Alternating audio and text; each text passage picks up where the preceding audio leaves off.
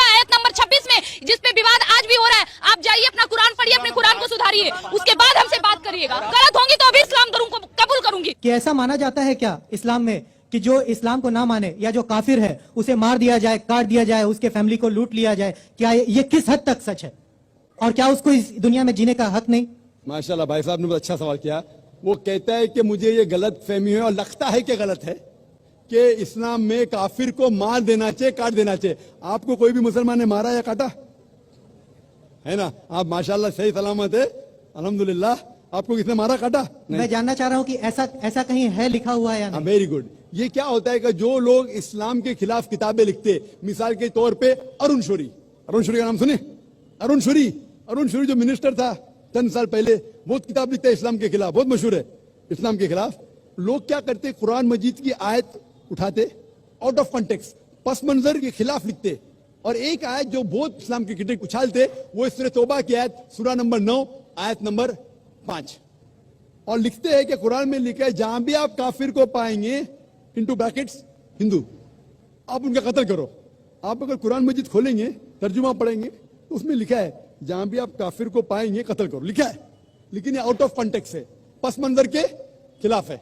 पस मंजर जानने के लिए आपको आयत नंबर पहले से पढ़ना पड़ेगा।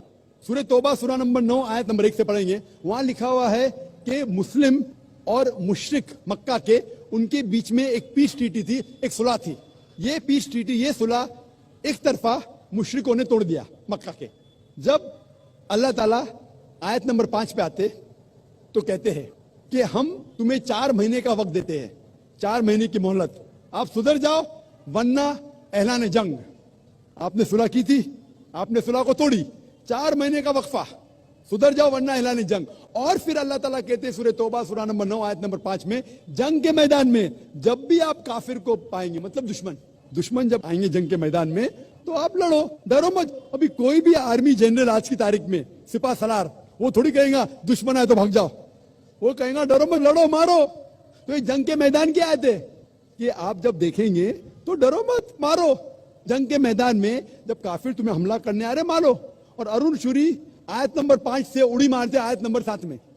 उसने किताब लिखी वर्ल्ड ऑफ फतवास, इस्लाम के खिलाफ। आयत नंबर 5 से जब मारते आयत नंबर 7 पे, 5 के बाद क्या आता है? 6 को खा जाते। क्यों? 6 में उसका जवाब है, उसके बीमारी का जवाब है। आयत नंबर 6 में सूरह तौबा के अल्लाह ताला फरमाते कि अगर कोई काफिर सुलह चाहता है, उसे छोड़ मत दो, उसे ऐसी अमन के जगह पर महफूज पहुंचाओ। क्या कहता है अल्लाह ताला? अगर कोई काफिर सुलह चाहता है, अमन चाहता है, उसे छोड़ मत दो, उसे संभाल के हिफाजत के साथ महफूज जगह पे जाके छोड़ो। Escort him to a place of security. आज का सिपा सलार सबसे दयालु क्या बोलेगा? दुश्मन को जान दो। यहां अल्लाह ताला के सिर्फ छोड़ो मत, ऐसी जगह पे लेके जाओ हिफाजत के साथ जहां वो महफूज है। समझ रहा? तो ये कुरान क्या आते, तो इन लोग पसे मंदर के खिलाफ कोट करते। और जहां भी जिहाद क्या आते, जंग के मैदान में जब आप मिलते गैर मुस्लिम से, वो आपको कत्ल करना है, कत्ल करो। उसके बाद फौरन आप पढ़ेंगे सूरह अनफाल सूरा नंबर 8 आयत नंबर 60 के बाद 61 में लिखा है अमन बेहतर है। महाभारत में कत्ल करने के कितने श्लोक आते? कितने? हजारों, कुरान से कई ज्यादा। तो महाभारत जानते हैं आप ना? जब मैं हिंदू से पूछता हूं महाभारत में झगड़ने के कितने, लड़ने के कितने श्लोक है, तो वो हिंदू मुझसे कहता है के खिलाफ मैं कुछ नहीं कह रहा, क्योंकि हमारे धर्म में भी धर्म युद्ध है। सुनिए मेरी बात ना, धर्म युद्ध है बराबर। तो हिंदू मुझसे कहता है ये जो धर्म युद्ध है क्या है? बातिल के खिलाफ है। वो बातिल को झगड़ने का लिखेला महाभारत में। तो मैं कहता हूं कुरान में भी वही लिखा है, किसका कत्ल करो? जो धर्म के खिलाफ है। आप समझे ना? धर्म युद्ध मतलब हक और बातिल के खिलाफ झगड़ा। तो बातिल को कत्ल करने का लिखा गया महाभारत में, वही लिखा है कुरान में। और भगवत गीता, भगवत जानते, सबसे ज्यादा पढ़ी जाने वाली किताब भगवत गीता। श्री कृष्ण अर्जुन को सलाह देते हैं। अब जब भगवत गीता पढ़ते हैं, चैप्टर नंबर 1 भाग नंबर 1 श्लोका नंबर 42, 43, 44, 45, उसके अंदर अर्जुन कहता है, झगड़ा होता है अर्जुन पांडवास और कौरवास। पांडवास 5 भाई, कौरवास 100 भाई। अर्जुन जंग के मैदान में हथियार को जमीन पे रखता है और कहता है मैं जंग के मैदान में निहत्था मरना पसंद करूंगा बनिस्बत अपने रिश्तेदार से झगड़ा करूं। उसके फौरन बाद, चंद श्लोक बाद, भगवत गीता भाग नंबर 2 श्लोका नंबर 2 और 3 में श्री कृष्ण कहते, क्या कहते? ए अर्जुन, तू बुज़दिल कब से हो गया? ये गलत ख्यालात तेरे दिल में आए कैसे? तू नपुंसक कैसा हो गया? इंपॉर्टेंट, श्री कृष्ण अर्जुन को क्या बोलते हैं? इम्पोर्टेंट, नपुंसक। कौन कह रहा है? श्री कृष्ण अर्जुन से। बुजदिल कब से हो गए? क्षत्रिय का धर्म है लड़ना। फिर भगवत गीता भाग नंबर 2 श्लोका नंबर 31, 32 और 33 में कहते क्षत्रिय का धर्म है लड़ना। अगर आप नहीं लड़ेंगे तो आप सफलता पाएंगे नहीं। क्षत्रिय वो खुश नसीब है जिसे लड़ने का मौका मिलता है।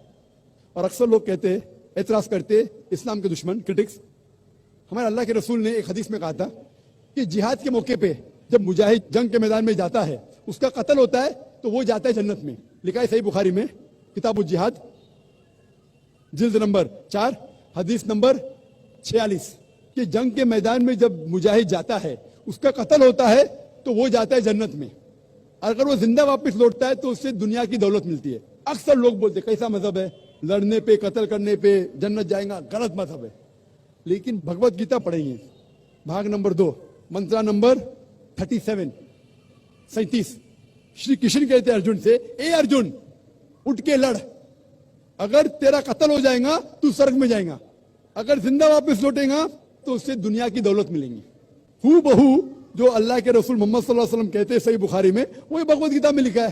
तो अरुण शूरी जब तनकीद करता है कुरान के बारे में, उसने खुद अपनी भगवत गीता पढ़ा ही नहीं। अरुण शूरी ने महाभारत भी शायद नहीं पढ़ा। अगर महाभारत और भगवत गीता पढ़ा होता तो कुरान में मिस्टेक निकालता ही नहीं। अब समझ रहे? तो ये मिस्टेक नहीं निकाल रहा। मैंने कब का आप निकाल रहे भाई? मैं अरुण शूरी की बात कर रहा हूं, मैं अरुण शूरी की बात कर रहा हूं। तो मैं आपको जवाब दे रहा हूं, आपने बिल्कुल सही फरमाया कि ये गलतफहमी है कि लोग कहते हैं कि इस्लाम में लिखा हुआ है कि काफिर का कत्ल करो। ये कहां नहीं लिखा है? ये लिखा है जंग के मैदान में। तो आपने जो सवाल किया था कि कुरान में ऐसा नहीं लिखा है काफिर को कभी मारो, तो इतने मुसलमान आपको छोड़ते थे क्या? छोड़ते थोड़ी थे। ये गलतफहमी है, आप समझे ना? तो ये गलतफहमी है कि जहां भी काफिर मिले कत्ल करो, ऐसा नहीं। ये जंग के मैदान में जब आपको लड़ने के लिए आ रहे, आपको मारने के लिए आ रहे, तो आप उनको मारो, ये है।